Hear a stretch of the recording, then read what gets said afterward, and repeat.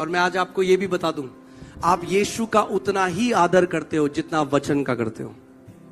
अगर आप उसके वचन का आदर नहीं करते तो आप यीशु का आदर भी नहीं करते, क्योंकि वो परमेश्वर का जीवित वचन है। हालेलुया। आज मैंने आपको सिखाया है, आप घोषणा करके किसी भी बीमारी को हरा सकते हो। कितने लोग चाहते हैं बेस्ट स्पिरिचुअल वॉर सीखना, बेस्ट आत्मिक मल्लयुद्ध। मैंने इसके लिए किताब भी लिखी है, यू हैव अथॉरिटी। मगर मैं आपको क्यों कह रहा हूं ये बेस्ट है, गारंटी दे रहा हूं ये बेस्ट है, इससे बढ़िया और कुछ नहीं। पता है क्यों? क्योंकि ये यीशु मसीह ने ऐसे शैतान को हराया।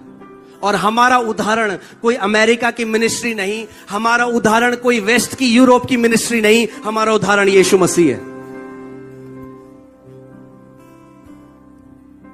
आज लोग सोचते हैं जब ज्यादा चिल्लाएंगे तो शैतान भाग जाएगा। शैतान बहरा नहीं है। यीशु ने बहरेपन की आत्मा को बोला, बहरेपन की आत्मा ने भी सुन लिया, बहरेपन की आत्मा के भी कान है। शैतान आवाज के चिल्लाने से नहीं, अधिकार से डरता है। सो आज मैं आपको वो सिखा रहा हूं, किसी भी एरिया में शैतान आपके जीवन में आए, 100% आप जय को देखोगे। बोलो 100% जय देखोगे, क्योंकि ऐसे यीशु ने शैतान को हराया। मुझे आज तक बाइबल में कभी यह समझ नहीं आता था कि पवित्र आत्मा यीशु को क्यों ले गया शैतान से परीक्षा होने के लिए। क्योंकि कई लोग सोचते हैं कि पवित्र आत्मा हमें भी ले जाता है, मगर बाद में बाइबल हमें बताती है धोखा ना खाओ। परमेश्वर ना तो किसी की परीक्षा लेता है, ना परमेश्वर की आप परीक्षा होती है। तो मैंने प्रभु से पूछा कि प्रभु फिर क्यों पवित्र आत्मा यीशु को ले गया टेम्प्ट होने के लिए, उसकी परीक्षा के लिए। क्योंकि याकूब की पुस्तक में लिखा है, जब तुम टेम्पटेशन में जाते हो, जब तुम परीक्षाओं में जाते हो, तो परमेश्वर तुम्हें वहां नहीं ले जाता, तुम अपनी अभिलाषाओं से टेम्प्ट होते हो। मगर क्योंकि यीशु की कोई गलत अभिलाषा नहीं थी, इसीलिए पवित्र आत्मा उसको वहां ले जाएगा। और इसीलिए पवित्र आत्मा यीशु को शैतान की परीक्षा में ले गया, ताकि वो एक उदाहरण बन सके कि शैतान को कैसे हराना है। कितने लोग मेरी बात समझ रहे हैं? सो यीशु ने जो शैतान को हराया, वो आपको और मुझे सिखाने के लिए हराया। जैसा मैं उसे हरा रहा हूं, वैसे मेरी कलीसिया भी उसे हराएगी। अब सोचो कि प्रभु यीशु मसीह जब उसका बपतिस्मा हुआ, स्वर्ग खुल गया, पवित्र आत्मा उसके ऊपर उतरा और पिता ने कहा, ये मेरा प्रिय पुत्र है जिससे मैं अति प्रसन्न हूं। इससे ज्यादा स्पेक्टैकुलर, ऐसा कोई अनुभव नहीं हो सकता जो बहुत अमेजिंग है। मगर पिता ने क्या कहा था? ये मेरा प्रिय पुत्र है जिससे मैं अति प्रसन्न हूं। और फिर जब यीशु की परीक्षा लेने शैतान आया, और पहली परीक्षा थी, यदि तू परमेश्वर का पुत्र है तो इस पत्थर को बोल की रोटी बन जाए। तो ध्यान से सुनो, यीशु ने यह क्यों नहीं कहा कि शैतान तूने सुना नहीं अभी मेरे पिता ने क्या कहा? शैतान को यीशु मसीह ने अपने एक्सपीरियंस से नहीं हराया, अपने अनुभव से नहीं हराया। शैतान को यीशु मसीह ने लिखित वचन से हराया। यीशु ने कहा, शैतान लिखा है, इट इज रिटन। और यीशु मसीह कौन है? खुद वचन है। He is the living word. The living word points to the written word. जो जीवित वचन है वो लिखित वचन की तरफ इशारा कर रहा है। मगर सोचो, जब यीशु ने कहा लिखा है, तो शैतान ऐसे नहीं कहा, मैं तो नहीं मानता। Satan cannot come against the authority of written word. शैतान लिखित वचन के विरोध में नहीं आ सकता। सो जब शैतान आपको बोले तू जल्दी मर जाएगा बीमारी में, तो बोलो, शैतान लिखा है, परमेश्वर कहता है मैं तुझे दीर्घ आयु से तृप्त करूंगा और अपने उद्धार का दर्शन दिखाऊंगा। जो कुछ शैतान आपके विरोध में लेकर आता है, उससे लड़ने का तरीका है उसको बोलना, शैतान लिखा है।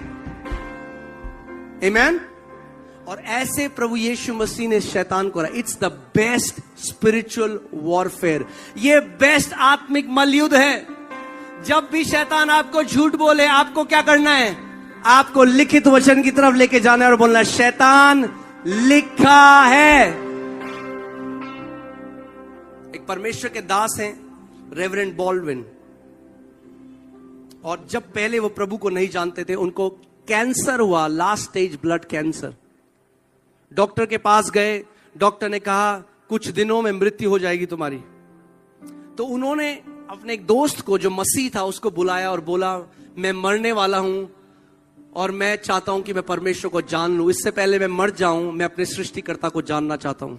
तो उन्होंने यीशु को ग्रहण किया और उससे बोला एक बाइबल मुझे ले आना, क्योंकि मैं बाइबल पढ़ना चाहता हूं, ये मेरी इच्छा है, मरने से पहले मैं उत्पत्ति से प्रकाशित वाक्य तक पढ़ना चाहता हूं।